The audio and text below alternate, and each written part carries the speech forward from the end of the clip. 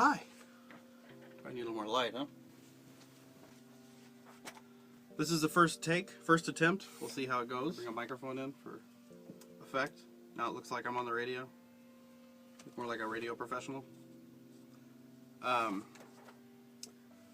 don't remember if this was, you were talking about the technology behind audio editing too, if that was part of the class, but if it is, I'm wearing a lav mic, a wireless lav mic. I've got a little battery pack on, and that is actually run into a little receiver that's hooked into my iPhone. So I'm recording this all on my iPhone on a wireless microphone, which is pretty cool. I had to ask for this whole setup. Actually, I stole it from one of our photographers here. So what I'm going to do, I think I remember right, I think you've got the kids answering questions, the students asking questions, like a video cut of them, and then you're probably going to splice it together with me answering questions. So that's what we'll try to do. I'm just going to kind of pick it up like they just asked me a question. I've got the questions written over here. I'd like to ask, what's the favorite part of your job? Thank you, Ethan. Wow, that's a big question. What's my favorite part of my job? You know, I get to do a lot of neat things, and I get to, meet people, and I have kind of an unorthodox job, but I would have to say my favorite part of my job, the reason I really got into this business and the reason that I stay in this business is for the basic fact that I get paid to make people laugh. Like, that's my job. When you boil it down, that's one of the primary portions of my job is I get paid to tell jokes and make people laugh. And I could never imagine anything better to do with my time than that. How do you decide what to talk about and what songs to play? Ooh, Hillary, that's a good question. That's a tough question and an easy question. As to what songs I play on the radio, almost every single radio station in the country does a lot of different types of research to help decide what songs get played on their radio station. So every year, multiple times a year, we bring lots of people into a big room and play songs for them and ask them which ones they like and which ones they don't like. So in essence, I don't really pick the music, you pick the music. We play the music that we think that you like because we ask you what songs you like, and those are the songs that we play. And I work at a really unique station. The Arch doesn't really have a lot of boundaries as to what styles of music that we play. We're not a jazz station or a rock station. We're literally a variety station. So there's very little that we won't play. As long as you like it, we'll play it. As to what I talk about on the radio, that's a tough question because it really depends on the type of day. I wouldn't necessarily say that I always talk about everything that I find interesting because I'm kind of a weird guy, so I have very weird taste sometimes. So sometimes it's things that I find interesting. Other times it's a lot of things that I think the audience would find interesting. We talk about entertainment news, and we talk about hard news, some things that are happening in the world. We talk about the weather because people want to know what the weather is like, and they don't always want to look it up on their phone. They'd rather just have somebody tell that to them. So we talk about a lot of different things on our show, and the idea is that all of them are supposed to be entertaining for you, hopefully. Fingers crossed. What is the most difficult part of your job? Thanks, Carly. What's the most difficult part of my job? Whew. It's time management. I think there are so many different rabbit holes to my job, meaning that, I can kind of lose myself in so many different tasks that I do because everything is moving so fast, and there's so many different ways that you can change a song around or fix the segue between two songs, make it a little bit tighter, make the song sound a little bit better. Or, if I'm looking up the news and I'm writing up a story to talk about on the radio, you're never really done writing and editing. You get to a point where you're like, I think that's good enough. I could always fix this. And so making sure I don't get lost down one of those little paths throughout my day, that's probably the most difficult thing, just prioritizing what's important. Do you get to travel for your job? Do I travel a lot for my job? Well, Oliver, I'll be honest, I don't get to travel as much as I'd like to, but I do get to travel every now and again.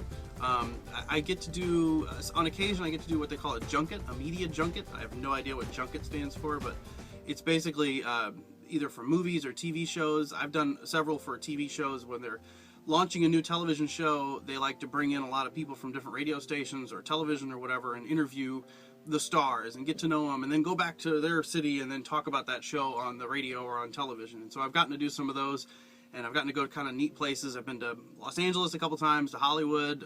I've been to San Francisco. I've been to Miami.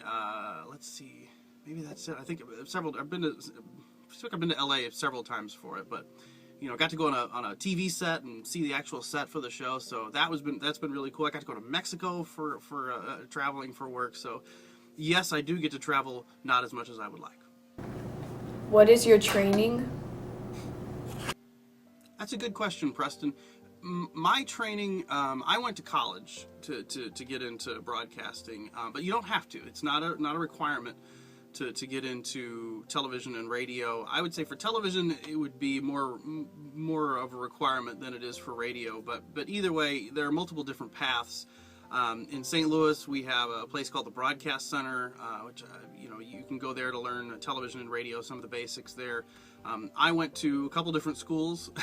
It took me a long time to get my degree, but I went to Western Illinois University, and then I also went to Southern Illinois University in Edwardsville.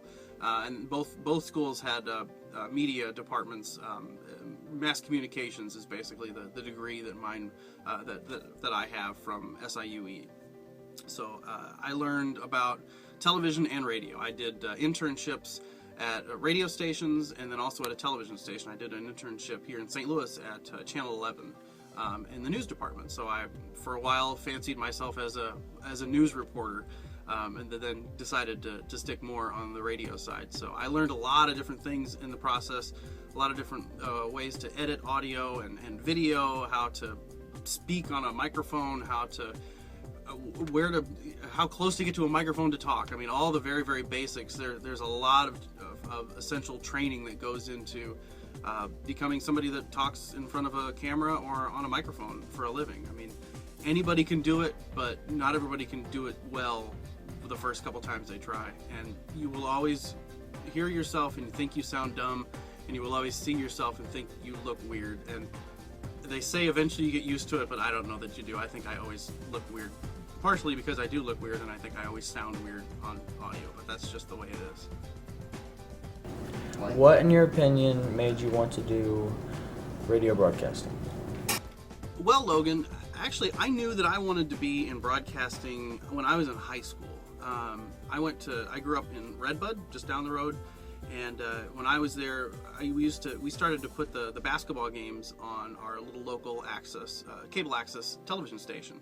And so we set up cameras and we got microphones and basically sat there and did the play-by-play for the basketball games. And it was a blast. And I knew at that point I had found what it is that I wanted to do. I think I always wanted to be a stand-up comedian, or I wanted to do comedy. I wanted to do something where I got basically paid to be funny. That was my goal. And I think I found it when I was in high school. And then when I went away to college, I just needed to figure out what exactly degree I needed to get to do that. And so for me, it was like a radio broadcasting mass communications degree, so I could work in radio. I preferred radio over television just because there were more opportunities to be silly and stupid.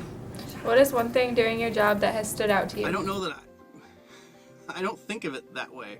Like, I don't sit back and kind of reminisce about my job at all. I mean, every week is something new. Every week can be something huge. Like next week, for example, I get to go to the Scott Trade Center, and I get to welcome the crowd for opening night of Frozen on Ice. So there's going to be a huge crowd. It'll probably be the biggest crowd I've ever been in front of, I think.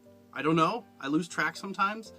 And it's a huge show, and I'm going to take my daughter, who's 1 year old, and already starting singing the Frozen song. So I'm going to take her along with me, so she'll get to be backstage and meet Anna and Elsa and the snowman that is an idiot, and the whole crowd. So for me right now, that's probably the biggest thing that's standing out, because I haven't done it yet, and that's next. That's when I'm taping this, when I'm answering this question, it's a week from today.